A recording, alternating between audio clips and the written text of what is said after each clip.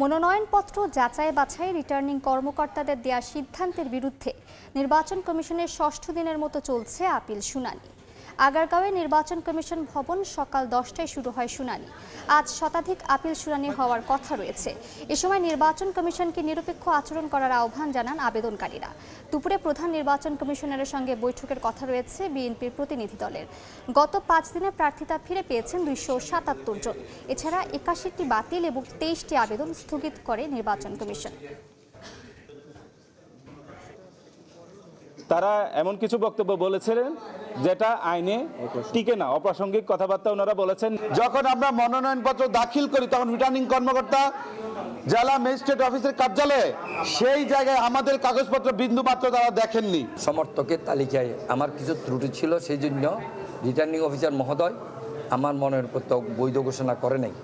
এর বিরুদ্ধে আমি আপিল করেছি, আমাকে বৈধতা দেওয়া হয়েছে, আমার মনোনয়ন ফেরত পেয়েছি।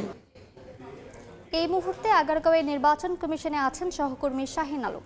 সরাসরি যাচ্ছি তার কাছে। নির্বাচন কমিশনে আপিল শুনানি চলছে।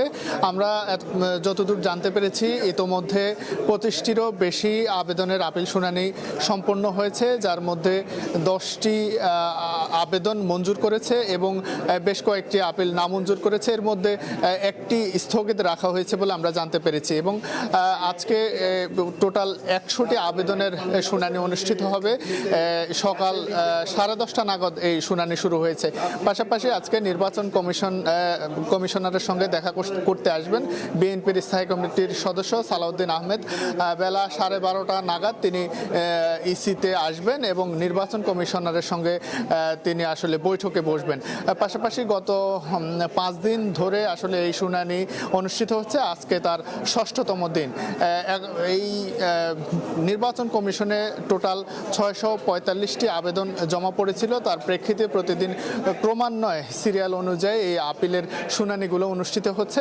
বেশিরভাগ আসলে আমরা জানতে পেরেছি যারা স্বতন্ত্র প্রার্থী রয়েছেন তাদের 1% ভোটের জটিলতার কারণে রিটার্নিং কর্মকর্তাদের কাছে তাদের সেই আপিলগুলো আসলে বাতিল হয়। সেই বাতিল আদেশের বিরুদ্ধে সংক্ষুব্ধ হয়ে তারা নির্বাচন কমিশনে আসেন এবং আসার পরে এখানে দুই পক্ষকে সামনে রেখে সেই শুনানি অনুষ্ঠিত হচ্ছে এবং সঙ্গে সঙ্গে যে রায় সেটি নির্বাচন কমিশন কিন্তু সেটি জানিয়ে দিচ্ছেন।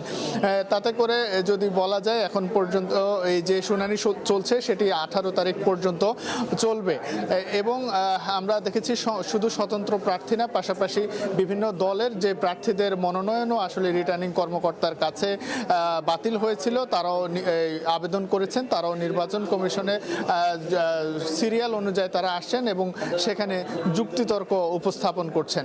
আজকে যে শুনানিটি সকালে শুরু হয়েছে সেটি বিকাল 5টা পর্যন্ত টানা চলবে এবং গতকালকে যে আবেদনগুলো স্থগিত রাখা হয়েছিল সেই আবেদনেরও শুনানি অনুষ্ঠিত হবে। তো এ ছিল আমার কাছে নির্বাচন কমিশন থেকে যে শুনানি চলছে তার সর্বশেষ খবর।